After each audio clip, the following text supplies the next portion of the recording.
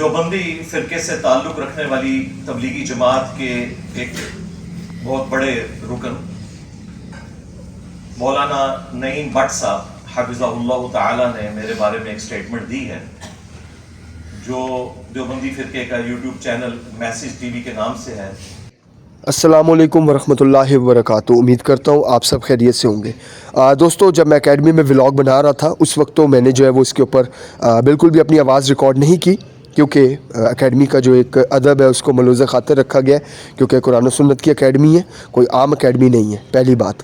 دوسری بات یہ کہ اب میں جو ہے وہ اس پہ وائس اوور دے رہا ہوں، سو جو بھی بھول چوک ہو، خطا ہو، پلیز معاف کریے گا۔ آپ کا بھائی آپ تک ایک حقیقت پہنچانا چاہتا ہے، اس حقیقت کو سنے بغیر اس ویڈیو کو سکپ مت کیجیے گا۔ یہ ویڈیو آپ لوگوں کی زندگی بدلے گی، مذہبی اعتبار سے بھی، دنیاوی اعتبار سے بھی، انشاءاللہ العزیز۔ پہلی بات یہ ہے کہ جب میں کسی انسان کی تعریف کرتا ہوں، اب تک تو آپ لوگوں کو پتہ چل گیا ہوگا کہ اگر میں نے زندگی میں فیضی بھائی کی تعریف کی ہے، ہی ڈیزرو، وہ ایک بہت ہی نیک انسان ہے، اس انسان کے اندر جو ہے وہ ذرا بھی تکبر نہیں ہے، یہ چیزیں نہیں ہیں اس انسان کے اندر، he is a very very positive personality on this planet. تو مجھے کوئی فیضی بھائی نے پیسے نہیں پے کیے تھے، ٹھیک ہے۔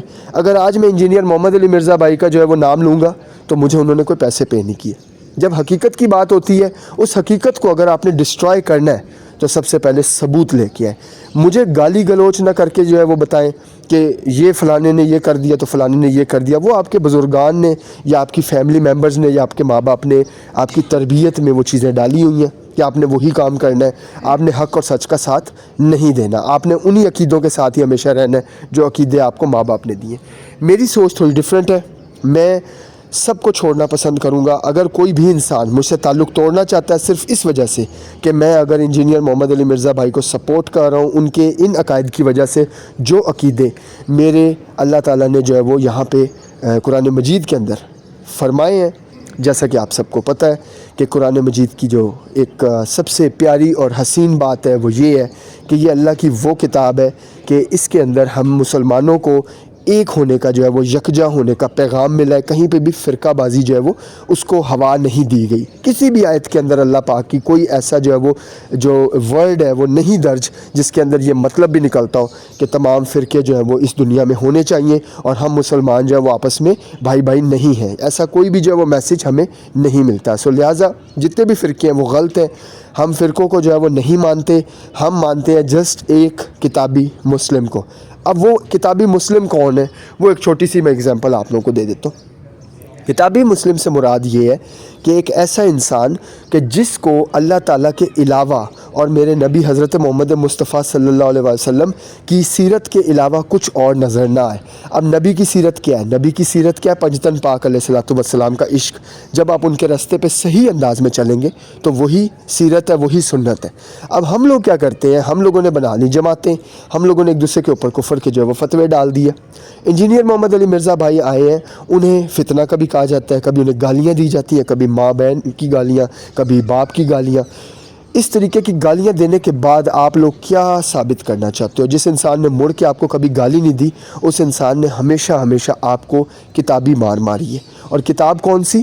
اللہ اور اس کے رسول کی کتاب قرآن مجید۔ اس کے بعد وہ بات کرتے ہیں احادیث کی۔ میں نے نہیں سنا کہ حدیث سے ہٹ کے انہوں نے کسی اور کتاب کی بات کی ہو۔ یہ لمبے لمبے قصے سنانا، یہ لمبی لمبی سٹوریاں سنانا، ٹھیک ہے، آپ کوئی مدر نہیں ہے کہ آپ بچوں کو سلاتے ہوئے لمبی لمبی جو ہے وہ کہانیاں قصے سنا رہے ہیں۔ یہ مذہب کا معاملہ ہے، مذہب میں قصے کہانیاں نہیں ہوتے، وہی جو ہے وہ واقعات ہمیں سننے ہیں جو قرآن مجید میں درج ہے، اور ترجمے کے ساتھ قرآن مجید پڑھنا ہے ہمیں، رفع یدین کے ساتھ نماز پڑھنی ہے، بالکل یہ سنت سے جو ہے وہ واضح ہے۔ اب کوئی اس چیز کو اگر آگے سے کہتے ہیں چیلنج کرتا ہے تو اس کو پھر اس کا جواب بھی لانا پڑے گا۔ ہوائی جواب جو ہے نا وہ انشاءاللہ تعالیٰ قابل قبول نہیں ہوں گے۔ جس کی بھی جو بھی نیگیٹو جو ایک اسٹریٹجی ہے اس کو انشاءاللہ تعالیٰ قبول نہیں کیا جائے گا جب تک آپ لوگوں نے انجینئر محمد علی مرزا بھائی کو صحیح میں حقیقتاً غلط ثابت نہ کیا۔ میں کبھی بھی انجینئر محمد علی مرزا بھائی کا ساتھ نہیں چھوڑوں گا۔ اس کی ریزن یہ ہے کہ ایک انسان نے جب یہ کہہ دیا کہ قرآن مجید کے مطابق ہمیں ایک ہی راستے پہ چڑھنا ہے جو کہ قرآن و سنت کا راستہ ہے۔ خطبہ حجت الوداع کے موقع پہ جب نبی اکرم صلی اللہ علیہ وسلم نے یہ فرمایا تمام مومنین کو کہ میں تم لوگوں میں اللہ تعالیٰ کی جو ہے وہ ایک کتاب چھوڑے جا رہا ہوں اس کتاب کا کیا نام ہے؟ کیا وہ یہ کتابیں ہیں جو آج کل کی آپ کو بکس نظر آ رہی ہیں؟ نو، وہ قرآن مجید کا ذکر کر رہے تھے، اور پھر انہوں نے اپنی سنت کا ذکر کیا۔ تو جب انہوں نے اپنی سنت کا ذکر فرمایا، اس کا یہ مطلب ہوا کہ قرآن اور سنت کے علاوہ ہم کسی کتاب پہ یقین نہیں کر سکتے۔ اوتھینٹک احادیث اور قرآن مجید کے الفاظ، یہی ہمارے لیے مشعل راہ ہونے چاہیے۔ یہ چیزیں ہمیں جو ہے وہ ایکسیپٹ نہیں ہے، لیکن ہم کبھی کسی عالم دین کے پیچھے بھاگ رہے ہیں، کبھی کسی عالم دین کے، پھر ہم کیا کہتے ہیں جی انجینئر محمد علی مرزا بھائی تو عالم دین نہیں ہے۔ ارے بھائی جو بھی ہیں، نالج تو ہے نا، بڑے بڑے عالم دین جو ہے وہ ان کے سامنے جو ہے وہ آنے سے کترا رہے ہیں، کیونکہ ان کے پاس کوئی جواب ہی نہیں ہے۔ ان کی اپنی لکھی ہوئی کتابوں میں وہ خرافات لکھی ہوئی ہیں کہ اللہ معافی دے، پروف کے ساتھ خود پڑھ لی ہیں۔ اب خود پڑھنے کے بعد تو نہیں کوئی بندہ ہمیں غلط ثابت کر سکتا۔ تو خدا را سچ کا ساتھ دینا سیکھیں۔ اگر آپ کو یہ پتہ لگ جائے کہ کوئی انسان سچ بول رہا ہے تو سچ اور حق کے ساتھ کھڑے ہونا سیکھیں۔ یہ کوئی طریقہ کار نہیں ہے کہ آپ لوگوں نے اپنے بزرگان کے پیچھے چلتے ہوئے گالی گلوچ سے جو ہے وہ نوازنا ہے عالم دین کو۔ ایک عالم دین کو گالی دینا بہت بڑا گناہ ہے، اور میں نے آج تک نہیں سنا کہ انجینئر محمد علی مرزا بھائی نے کسی کا بھی نام بے حرمتی سے لیا۔ وہ جو کہتے ہیں نا کہ تمہارے بابے شے کوئی نہیں، اس کا مطلب یہ ہوتا ہے کہ تم لوگوں نے اپنے بزرگان دین سے غلط باتیں منسوب کی ہے۔ اگر تم لوگ اپنے غلط باتیں نہ منسوب کرتے اپنے بزرگان سے تو کبھی بھی ایسا برا وقت تم لوگوں پہ نہ آتا۔ وہ عزت کرتے ہیں تمام بزرگان کی، مگر یہ لوگ خود نہیں کروا رہے۔ سو ولاگ کا باقاعدہ آغاز کرتے ہیں۔ السلام علیکم ورحمۃ اللہ وبرکاتہ۔ وعلیکم السلام۔ ولا حول ولا قوة الا بالله حسبنا الله ونعم الوكيل يا حي يا قيوم برحمتك استغيث لا اله الا انت سبحانك اني كنت من الظالمين ربنا آتنا من لدنك رحمة وهيئ لنا من امرنا رشدا رب اشرح لي صدري ويسر لي امري واحلل عقدة من لساني يفقهوا قولي اللهم صل على محمد وعلى آل محمد وأصحاب محمد وأزواج محمد وأمة محمد أجمعين إلى يوم الدين آمين والصلاة والسلام على سيد الأنبياء والمرسلين وعلى آلہ وأصحابہ اجمعین الی یوم الدین آمین۔ الحمدللہ آج 16 فروری 2025 کو سنڈے کے دن ہمارا یہ پبلک سیشن نمبر 186 ہونے جا رہے ہیں۔ آپ کے یہ ریئل ٹائم کوسچنز پرچیوں کی شکل میں میرے پاس پہنچ چکے ہیں، انشاءاللہ تعالی انہیں ہم بعد میں ڈسکس کریں گے۔ پہلے کرنٹ افیئر کے طور پر ایک کریٹیکل ایشو میں نے ڈسکس کرنا ہے۔ اسی ویک کے اندر دیوبندی فرقے سے تعلق رکھنے والی تبلیغی جماعت کے ایک بہت بڑے رکن مولانا نعیم بٹ صاحب حفظہ اللہ تعالی نے میرے بارے میں ایک سٹیٹمنٹ دی ہے، جو دیوبندی فرقے کا YouTube channel message T V کے نام سے ہے، اس پر آلموسٹ 8 منٹ کا کلپ وہ اپلوڈ ہوا ہے، اور اس کا عنوان ہی بڑا خطرناک ہے، خطرناک سے بھی اگلا ورژن۔ عنوان انہوں نے رکھا ہے کہ انجینئر محمد علی مرزا کی مقبولیت کی وجہ کیا ہے، اگر وہ غلط ہے تو لوگ اسے کیوں سنتے ہیں۔ تو یہ سوال نعیم بٹ صاحب سے ہوا، انہوں نے اس کے جواب میں مدنی پھول ارشاد فرمائے۔ ان کی انشاءاللہ تعالی میں انجینئرنگ کروں گا۔ ظاہر ہے ہمارے پاس تو کرنٹ افیئر اب یہی ہے، باقی تو ہم نے ہزاروں ویڈیوز ریکارڈ کروا دی ہیں ہر ٹاپک کے اوپر۔ اب یہ ساتھ ساتھ جو ریپیئر کا کام ہے یہ تو جاری رہے گا، کیونکہ اس وقت دنیا میں ہر شخص کی خواہش یہ ہے کہ مرنے سے پہلے ایک کلپ انجینئر کے خلاف میں نے ضرور بنانا ہے۔ تو سب لوگ اپنا حصہ ڈالتے ہیں، اس سے فائدہ یہ ہوتا ہے کہ ہمیں بھی اپنی اصلاح کرنے کا موقع ملتا ہے اور اپنے اسٹوڈنٹس کو بتانے کا موقع مل جاتا ہے کہ اس معاملے میں انہوں نے یہ سٹیٹمنٹ دی جبکہ دین یہ کہتا ہے، اور ان کو اس دعوت حق سے کیا ایشو ہے۔ پرانے جتنے بزرگ تھے ان کے بارے میں آپ کو 20 اقوال ملیں گے، امام حنیفہ، امام شافعی، امام احمد بن حنبل، امام مالک رحمہم اللہ اجمعین وعلیہم السلام اجمعین ورضی اللہ عنہم اجمعین۔ ایک ایک مسئلے پر ان کے درجنوں اقوال ملیں گے، اور آج تک امت یہ ڈیسائیڈ نہیں کر پا رہی کہ یہ بات انہوں نے کس وقت کی تھی، یہ پہلے کہی تھی یا بعد میں کہی تھی، کون سی ناسخ ہے کون سی منسوخ۔ لیکن اللہ کا شکر ہے کہ ہماری ویڈیوز کی برکت سے ہمارے کیس میں ہماری دعوت نہیں، رسول اللہ کی دعوت صلی اللہ علیہ وآلہ وسلم جو ختم نبوت کی برکت سے اس امت کو شفٹ ہوئی ہے، اس میں یہ ناسخ و منسوخ والا چکر ہی کوئی نہیں ہے۔ ویڈیو دیکھ کے آپ بتا دیں گے کہ یہ ویڈیو پرانی ہے یا نہیں ہے، اپلوڈنگ ڈیٹ نہ بھی ہو تب بھی میری داڑھی اور میرے بالوں کے کلر سے ہی آپ کو اندازہ ہو جائے گا کہ یہ اس وقت بات ہوئی تھی جب یہ داڑھی کالی تھی، پھر اتنے بال وائٹ ہوئے اور پھر یوں کرتے کرتے۔ میں نے تو ان کی طرح کوئی داڑھی کالی تو نہیں کرنی، جائز ہے، اس کے اوپر میری ویڈیوز ریکارڈ ہے، تاکہ ناسخ و منسوخ والا کوئی چکر نہ رہے اور اندازہ ہو جائے کہ یہ بات کس زمانے میں ہوئی اور اس کا جواب کس طریقے سے دیا گیا۔ پاکستان میں اس وقت تبلیغی جماعت کا جو فرنٹ فیس ہے نا، میڈیا میں اور پولیٹیشنز کے اندر اور اسٹیبلشمنٹ کے سامنے، وہ دو بندے ہیں۔ نمبر 1 مولانا طارق جبیل صاحب حفظہ اللہ تعالی، اور نمبر 2 مولانا نعیم بٹ صاحب حفظہ اللہ تعالی۔ مولانا ہم آنری طور پر ان کو کہہ رہے ہیں، ہم تو ہر دائی کو مولانا سمجھتے ہیں۔ ویسے وہ شوبز کی دنیا سے آئے، جس طرح جنید جمشید صاحب آئے تھے، کوئی ڈگری نہیں ہے ان کے پاس، لیکن یہ ہمارا مسئلہ نہیں ہے کہ ہم کسی کی ڈگری ڈیمانڈ کریں۔ ہم سمجھتے ہیں ختم نبوت کی برکت سے یہ پوری امت کا کام ہے کہ وہ دعوت و تبلیغ کا کام کرے۔ پیج نمبر 254 پر فضائل اعمال میں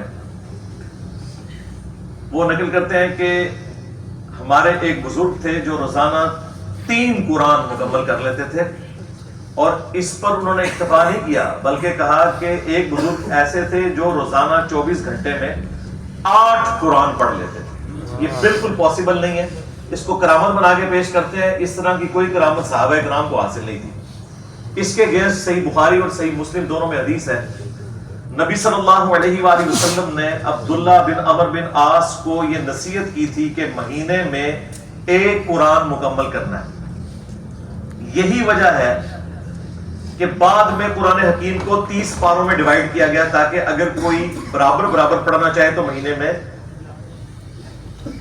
1 قرآن کو مکمل کر لے۔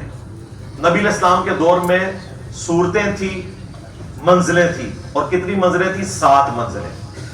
اس کا ذکر بھی اسی حدیث میں ہے۔ عبداللہ بن عمر بن عاص کہتے ہیں کہ یا رسول اللہ مجھ میں اس سے زیادہ قوت ہے، تو آپ نے فرمایا کہ عبداللہ پھر 7 دن میں 1 قرآن مکمل کر لینا، اس سے زیادہ نہ پڑھنا۔ کتنے دن میں؟ 7 دن۔ ایک ایکسیپشن ملتی ہے، وہ 3 دن والی ہے، اور وہ ہے جامع ترمذی کے اندر کہ نبی صلی اللہ علیہ وآلہ وسلم نے فرمایا جس نے 3 دن سے کم میں قرآن مکمل کیا تو اس نے اس کے فہم میں سے کچھ حاصل نہیں کیا۔ یہ وہ لوگ جو عربی جانتے تھے، ہماری تو بات نہیں ہو رہی، ہمیں تو زیادہ ٹائم چاہیے، پھر بھی 3 دن سے کم میں قرآن مکمل نہیں کرنا۔ ویسے پریفریبل ہے 7 دن یا 30 دن، اور یہ کہتے ہیں روزانہ 8 قرآن۔ بخاری اور مسلم میں حدیث موجود ہے، متفق علیہ ہے۔ نبی علیہ السلام نے فرمایا تم میں سے کسی میں استطاعت ہے کہ ایک رات میں 1/3 قرآن پڑھ لیں، 1/3 آف قرآن؟ تو صحابہ کرام نے کہا کہ ہم میں سے کس میں یہ استطاعت ہوگی سوائے بزرگ بابوں کے، یہ بریکٹ میں تھا۔ تو آپ نے فرمایا سورہ الاخلاص پڑھ لو، وہ 1/3 قرآن کے برابر ہے۔ یعنی سورہ الاخلاص قل هو اللہ احد اللہ الصمد لم یلد ولم یولد ولم یکن لہ کفوا احد، جو ٹچ سٹون آف تھیالوجی ہے، توحید کا ٹچ سٹون ہے، کسوٹی ہے، یہ 1/3 قرآن کے برابر ہے، اپنی فضیلت میں بھی اور دعوت میں بھی۔ یعنی قرآن کا 1/3 جو پورشن ہے وہ دعوت توحید کے اوپر ہے، اور اس میں ٹاپ آف لسٹ سورہ الاخلاص ہے۔ تو صحابہ کرام تو کہہ رہے ہیں ہم ایک رات میں 1/3 قرآن نہیں پڑھ سکتے۔ اب یہ کھینچتان کے ایک روایت حضرت عثمان کے بارے میں لے کے آتے ہیں کہ جی وہ ایک رات میں پورا قرآن پڑھ لیتے تھے بھیتر کے اندر، وہ الگ سے میں نے ویڈیو ریکارڈ کروائی ہے، اور میں نے بتایا کہ یار اس طریقے سے چیزیں نہیں ہیں جو آپ پریزنٹ کرتے ہو، وہ ایک الگ سے ٹاپک ہے. یہاں واضح مرفوع احادیث موجود ہیں کہ 3 دن سے کم میں نہیں، اور پریفریبل ہے 7 دن میں. Reference number 9 page number 181. شیخ زکریا کاندلوی صاحب کہتے ہیں کہ میرے والد نے مجھے خود بتایا، اور گھر کی جو بوڑھیاں ہیں انہوں نے بھی مجھے بتایا میرے ابا کے بارے میں کہ جب ان کا دودھ چھڑایا گیا تو پاؤس پارا حفظ کر چکے تھے.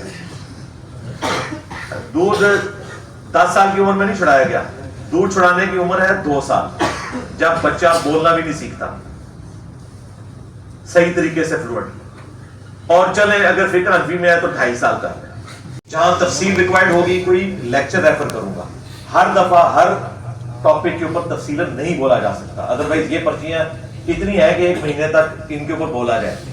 ایک ایک کے اوپر اگر میں تفصیل گفتگو کروں، اس لیے ورڈک دوں گا اور وہ آپ کے لیے انشاءاللہ کافی ہوگی. والد وفات پا گئے ہیں، ان کی قبر کی مٹی کو احتراماً چوم سکتا ہوں پاؤں والی سائڈ کی طرف سے. دیکھیں قبر کو چومنا یہ تو حامزہ بریلوی صاحب نے بھی منع لکھا ہوا ہے احکام شریعت میں. وہ کہتے ہیں کہ قبر کو سجدہ کرنا حرام ہے اور قبر کے سامنے جھکنا یہ بھی حرام ہے. قبر کو چومنے کے بارے میں وہ کہتے ہیں 2 اقوال ہیں، لیکن احوط یہی ہے، یعنی زیادہ احتیاط اسی میں ہے کہ آپ نے قبر کو چومنا بھی نہیں ہے. اور یہ وہ بزرگان دین کی قبروں کی بات کر رہے ہیں جنہیں وہ بزرگ مانتے ہیں. عام قبریں تو آپ چھوڑ دیں. تو آپ چومنے کی بجائے نا اپنے ماں باپ اگر فوت ہو چکے ہیں انہیں خوش کرنے کے لیے ان کے لیے دعائے مغفرت کریں. یہ حق ہے.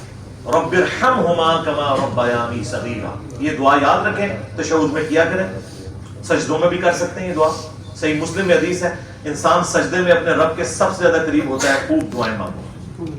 اور بخاری مسلم میں آیا کہ جب تشہد میں درود شریف پڑھ چکو تو جو چاہو اپنے رب سے مانگو. اپنے ماں باپ کو دعاؤں میں یاد رکھیں. صحیح مسلم میں حدیث ہے میت کو 3 چیزوں کا ثواب پہنچتا ہے. نمبر 1 صدقہ جاریہ، جو اس نے اپنی زندگی میں کوئی نیکی کا کام کیا. نمبر 2 علم کی بات، اور نمبر 3 نیک اولاد جو اس کے لیے دعا کر دیا. ایصال ثواب کے 10 طریقے ویڈیو دیکھ لیں. آپ نے اگر وفات کے بعد اپنے ماں باپ کو خوش کرنا ہے تو ایصال ثواب کے وہ سارے طریقے میں نے ڈسکس کیے.